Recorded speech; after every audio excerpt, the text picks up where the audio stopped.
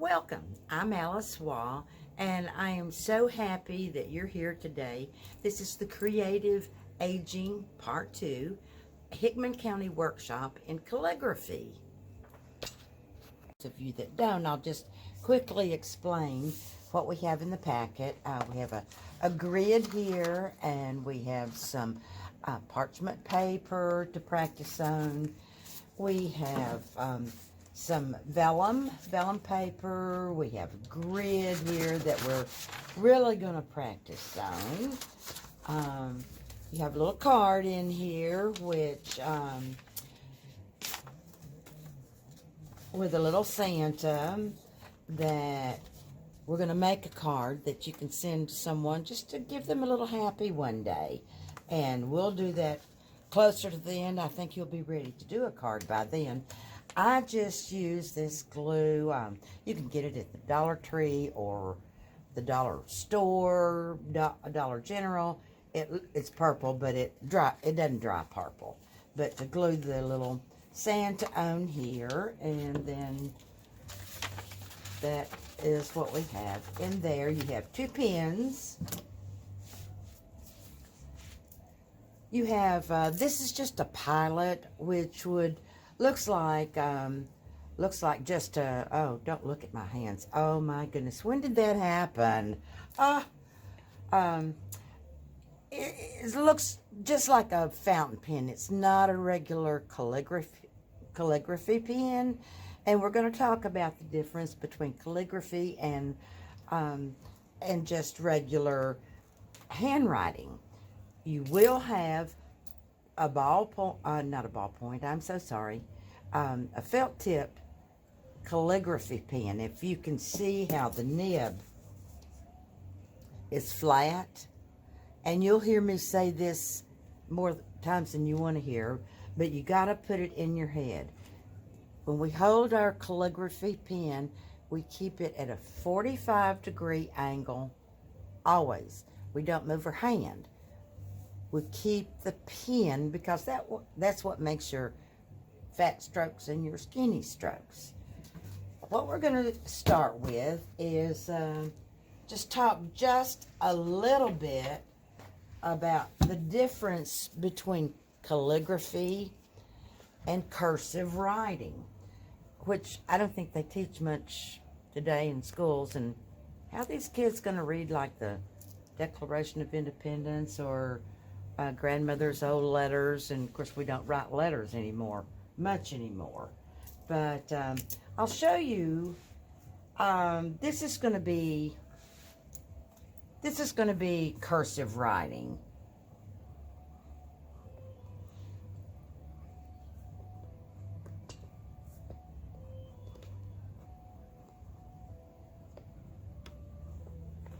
And my handwriting is kind of like a scribble. We all have a different hand. The difference between, and some of you have beautiful handwriting. The difference is that when you do calligraphy, you intentionally make your letters from actually a very few strokes, which we're going to practice on. But our pen is a 45-degree angle. We always pull. We pull, and you'll understand that more when we get into it a little bit more. But you don't want to push. That's pushing. This is pulling. And with calligraphy, almost all your letters are several strokes, and you lift your pen at the end of each stroke. For instance, the first word I'm going to write is calligraphy, and of course the C doesn't have that many strokes, but there's one stroke intentionally. The A has 2, and you lift your pen. A. The L is 1, and you lift your pen. I. The G is 1, 2, 3. The R is 2. 1, 2, The P is 2. The H, 1, lift your pen. And the Y, 1, 2.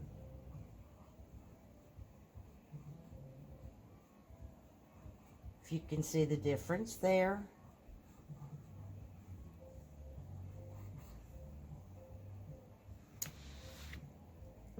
Now, I'm going to switch to your felt tip pen. The tip is called a nib. Not really in a felt tip pen. There's nothing wrong with using felt tip pens. I like to use them in classes because really you can get a quicker, good result with a felt tip than you can your regular pens. These are your nibs, like this.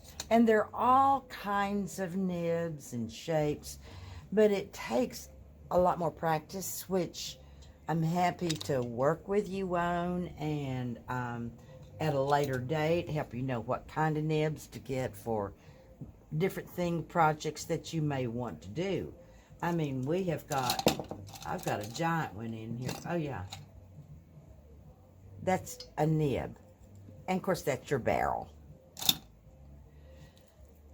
But we're going to, if you'll look at this grid here, and we're just going to practice making a few of the letters. Like the A, you can put your parchment paper actually on top of this and just trace it for practice. But what I would like for you to do is do like a whole line. And we won't do that today, but I mean, I hope you will do it today. Did any of you ever take piano lessons or any sort of instrument? And the worst part, of course, was practice. And the same thing with calligraphy.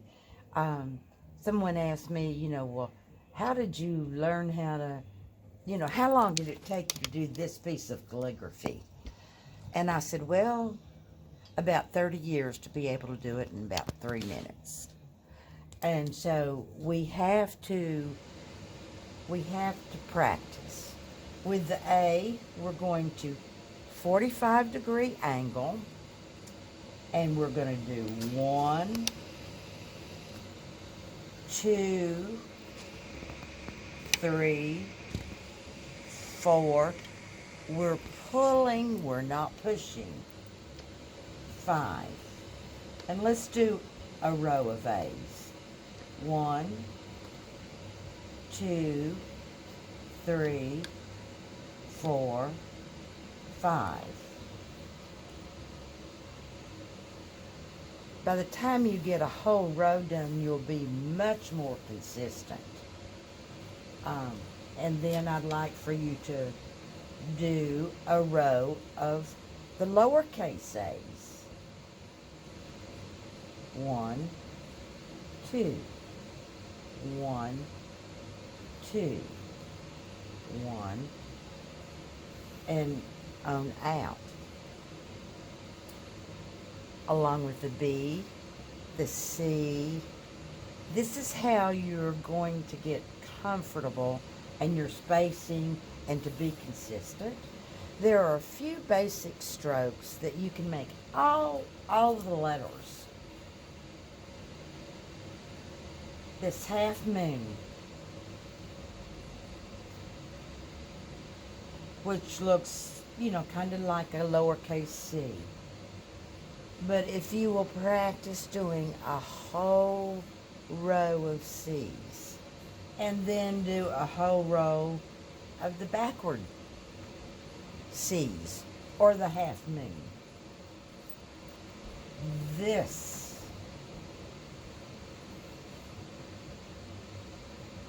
I call it just a little squiggle. But that will come in handy with a lot of your serifs. A serif is any flourish that's on the letters like that.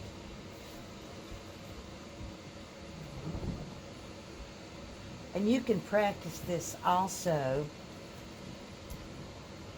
with your pilot pen. You can get these at Staples, not Home Depot, but Office Depot.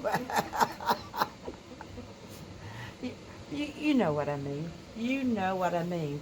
But you can get the same effect with this. You're not going to get your fat and skinny lines, because the nib is what does that for you. Practicing is very important.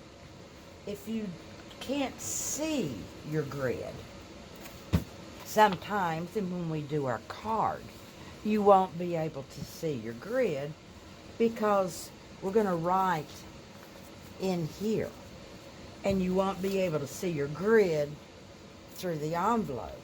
So what you need to do is just take your ruler, and I like to use a number 2 pencil, like we used in school, because it's a softer lead and it will erase a lot easier. I almost never use the eraser that's on a pen because a lot of times it'll leave like orange on your paper. I use this kneaded eraser, and a friend of mine the other day, she said, "Oh, that needs to be thrown away." And I said, "Oh no, I've probably been using this for like 20 years, and it's kneaded like you knead bread, K-N-E-A-D-E-D.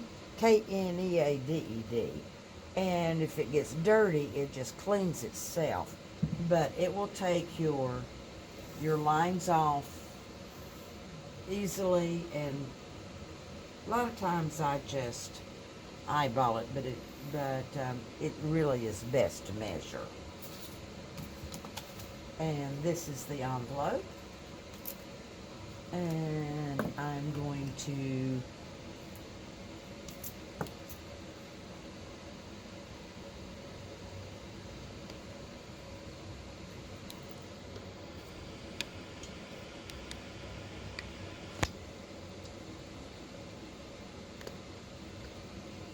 I know somebody right now I need to send a happy to, and it's my friend Sherry Galen that's hopefully getting out of the hospital next Tuesday. So I want to send her a happy. Your S, 1, 2, 3. The H, 1, 2, 3. The E is 2, 1. We want to pull. We always pull. We don't push. The R is 2.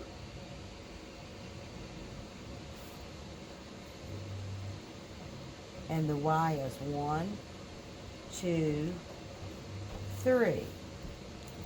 And the G, 1, 2, 3.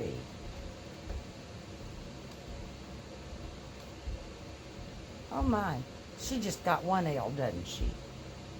Gee, I'm not sure.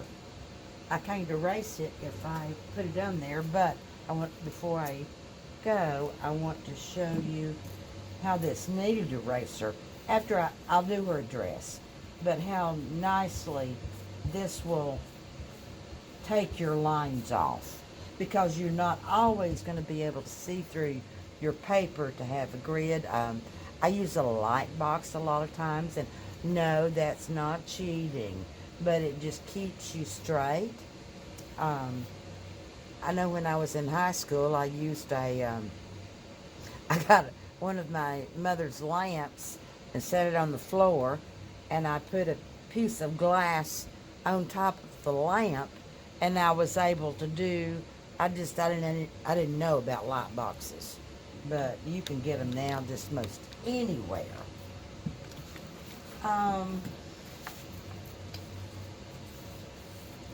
When you're practicing, I would like for you, if you have any questions or if you have any trouble, in your packet here, I have my email. Email me, and I'll answer your questions. I'm here to help you any way that I can. Also, I would love for you to send me like pictures, email me pictures of your practice and of your final project. I would love that, and I'd love to post that on my Facebook page because y'all are going to do some amazing things. I know you are. And, you know, there are things that you can, just little things. And these are real flowers that last summer I picked and pressed. And you can do things like that. And if you're wanting to press flowers, you need to put them between paper towels that don't have a real texture to them, the cheap paper towels, and then put them like in a book or something really heavy, and then I just put them on the piece of paper with just a little touch of glue, like Elmer's glue, white glue. But as you can see, you can just do so many fun things with calligraphy. Don't forget, if you have a question, if you need help, email me. I'll answer your questions, and practice. Practice, practice, practice, practice. Keep your pen at a 45-degree angle. Pull, pull, pull. You don't want to push. I hope you have enjoyed, and all right, come. This workshop today has been provided by the Hickman County Arts and Crafts Guild, the Grinder Switch Foundation, and funded in part by a generous Arts Access grant from the Tennessee Arts Commission and the state legislature. Thank you for joining, and we hope you enjoyed.